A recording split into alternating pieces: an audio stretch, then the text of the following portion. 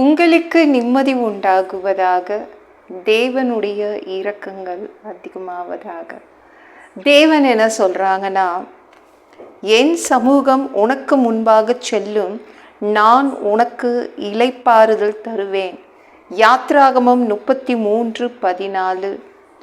நான் உங்களுக்கு முன்னாடி நடப்பேன் அப்படின்றாங்க. அதனால் எல்லாம் பர்ஃபெக்டாக நடக்கும்.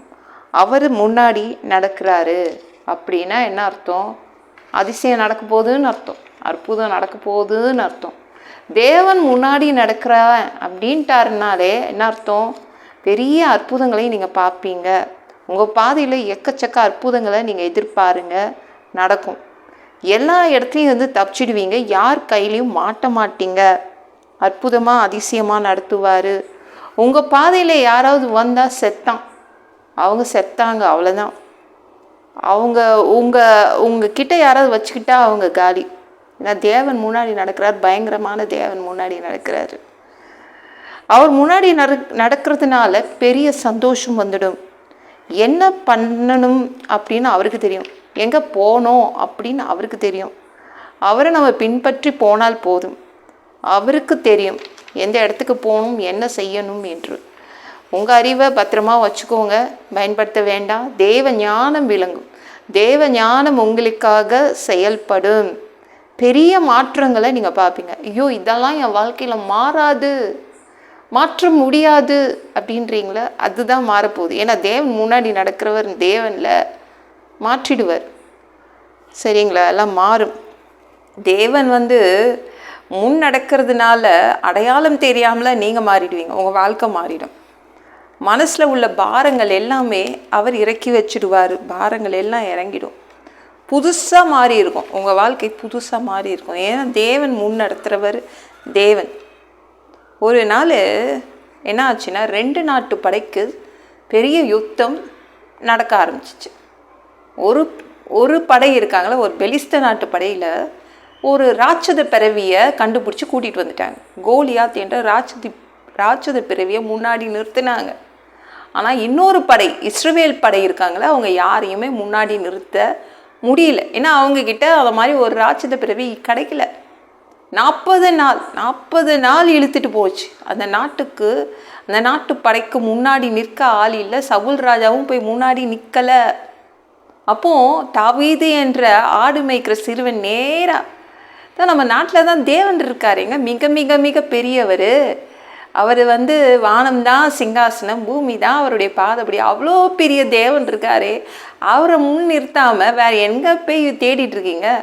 அவரை போய் முன் நிறுத்தினா 10 நிமிஷத்தில் அந்த யுத்தத்தை முடித்தார், அந்த போரை நிறுத்தினார், முடிச்சிட்டார். பெலிஸ்த நாட்டு படை ஓடி போச்சு. அப்படி தான் நீங்கள் யாரை நிறுத்தினாங்க? உங்களுடைய குடும்பத்தில், உங்களுடைய வேலையில், உங்கள் தொழிலில் யாரை முன்னாடி நிறுத்தணும்? தாவீது மாதிரி தேவனை முன்னாடி நிறுத்தணும். உங்களுக்கு முன்னாடி யாரை நிறுத்தணும்? தேவனை முன்னாடி நிறுத்தணும். நல்லா போகுங்க, வாழ்க்கை சூப்பராக போகும். தேவனை முன்னிறுத்த கற்றுக்கோங்க. அப்படியே செமையாக உங்களுடைய வாழ்க்கை புதுசாக மாறி நிற்கும். மாறாததெல்லாம் மாறிடும். இந்த வீடியோ பிடிச்சிருந்துச்சுன்னா மற்றவங்களுக்கும் ஷேர் பண்ண மறக்காதீங்க. கர்த்தர் உங்களை ஆசீர்வதிப்பாராக. ஜெபம் பண்ணலாமா? அன்பு பிதாவே, உங்கள் பிள்ளைங்க உங்கள் பாதத்தில் வந்திருக்காங்கப்பா. சாமி இரக்கம் செய்யுங்க, இறங்குங்க அப்பா. உங்கள் பிள்ளைங்க முன்னாடி உங்கள் சமூகம் முன்செல்லும். அதனால் உங்கள் பிள்ளைங்க பெரிய மாற்றங்களை பார்ப்பாங்க, பெரிய அதிசயங்களை பார்ப்பாங்க.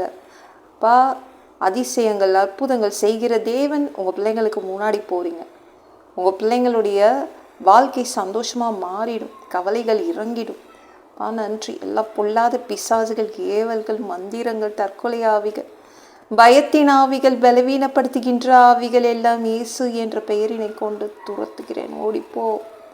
உங்கள் பிள்ளைங்கள ரத்த கோட்டிக்குள் மறைச்சிக்கோங்க. அப்புறம் சுத்த ஆவியால் நிரப்புங்க. ஞான ஸ்நானம் எடுக்கணும். உங்கள் பிள்ளைங்க ரட்சிப்பீராக. இயேசுவின் காயப்பட்ட தழும்புகளால் எல்லா வியாதிகளும், எல்லா பலவீனங்களும், கேன்சர் போன்ற வியாதிகளும் சரியாகுவதாக. பரம்பரை வியாதிகள் சரியாகுவதாக. மனிதனாக பிறந்த ஜீவ புஸ்தகத்தில் பேர் இருக்கணும். அப்படி இல்லைன்னா அந்த மனிதனை பிடிச்சி நீங்கள் நரகத்தில் தள்ளிடுவீங்க. தீ எறிகிற இடத்துல எப்படி போய் வாழ்கிறதுப்பா? இப்போ பரலோகத்துக்கு வர்றதுக்கு ஆசைப்படுறோம். அடித்து உதச்சி திருத்தி பரலோகத்துக்கு அனுப்பிடுங்க. கழுவப்படாத பாவங்கள் எங்ககிட்ட இருந்துச்சுன்னா உங்கள் ரத்தத்தை கொண்டு கழுவி எங்களை பரலோகத்துக்கே அனுப்பிடுங்கப்பா. எந்த ஒரு நொடி, எந்த ஒரு இமைப்பொழுது நீங்கள் வருவீங்கன்னு இயேசுவை வணங்கி வணங்கி காத்துட்ருக்கோம். பரிசுத்தமாக வாழ்ந்து வாழ்ந்து காத்துட்ருக்கோம். அந்த இமைப்பொழுதில் உங்களுக்கு ஒப்பான ஒரு உடம்பு எங்களுக்கு கொடுக்கப்படும். அதை பெற்றுக்கொண்டு மதியவானத்தில் உங்களை சந்திக்க வருவோம். அந்த தருணத்தை நாங்கள் இழந்துடக்கூடாது. ஒரு மனிதனால் பரிசுத்தமாய் வாழ்கிறது கூடாத விஷயம். அதற்கும் உங்கள் உதவி கேட்டு தான் வந்து நிற்கிறோம். ப்ளீஸ்ப்பா பரிசுத்தமாக வச்சுக்கோங்க. 7 வருட அந்திகிறிஸ்து ஆட்சியில் விட்டுட்டு போயிடாதீங்க. பிசாசு நடத்தும் ஆட்சியில் விட்டுட்டு போயிடாதீங்க.